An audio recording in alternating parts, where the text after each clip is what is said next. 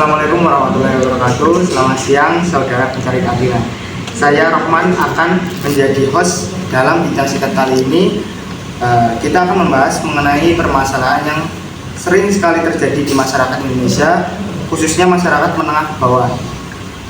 Oleh sebab itu, dalam podcast kali ini kita akan mengangkat topik mengenai bantuan hukum, ditemani oleh narasumber pertama kita, Mbak Fiona. Selamat siang Mbak Fiona, terima kasih sudah menyempatkan waktu untuk hadir dalam podcast hari ini. Sebelumnya saya ingin bertanya, apa saja sih syarat untuk memberikan bantuan hukum?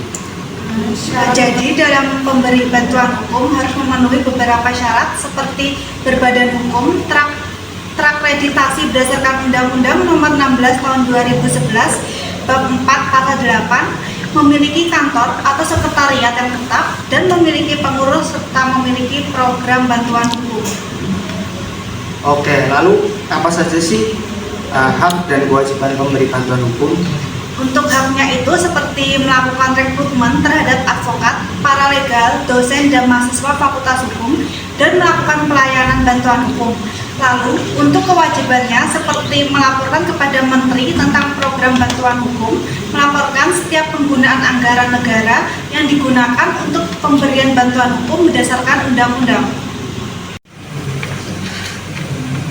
Cukup jelas ya informasi yang diberikan Mbak Fiona. Selanjutnya kita akan beralih ke topik penerima bantuan hukum dengan narasumber Mbak Istifa.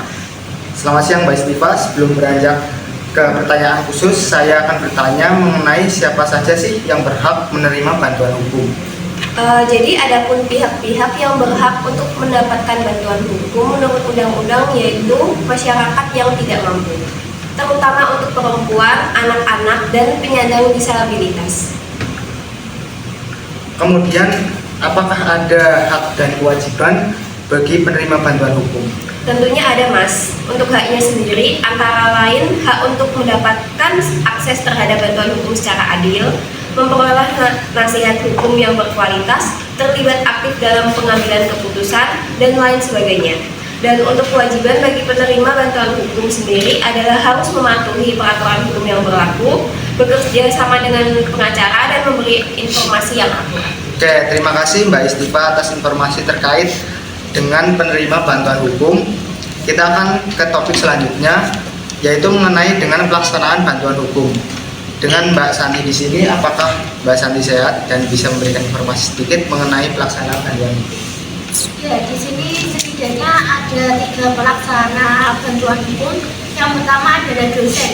Dosen dapat memberikan bantuan hukum kepada masyarakat miskin yang tidak mampu melalui LKBH atau lembaga konsultasi dan bantuan hukum yang ada di kampus.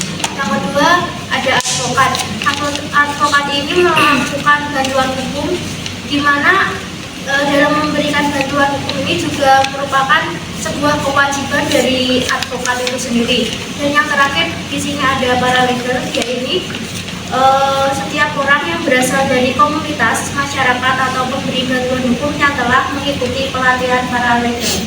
Oke, baik, terima kasih atas informasi yang sudah diberikan oleh Mbak Santi. Selanjutnya akan membahas mengenai larangan dalam bantuan hukum yang akan dipandu oleh Mbak Fatin. Adakah larangan dalam pelaksanaan bantuan hukum di Indonesia?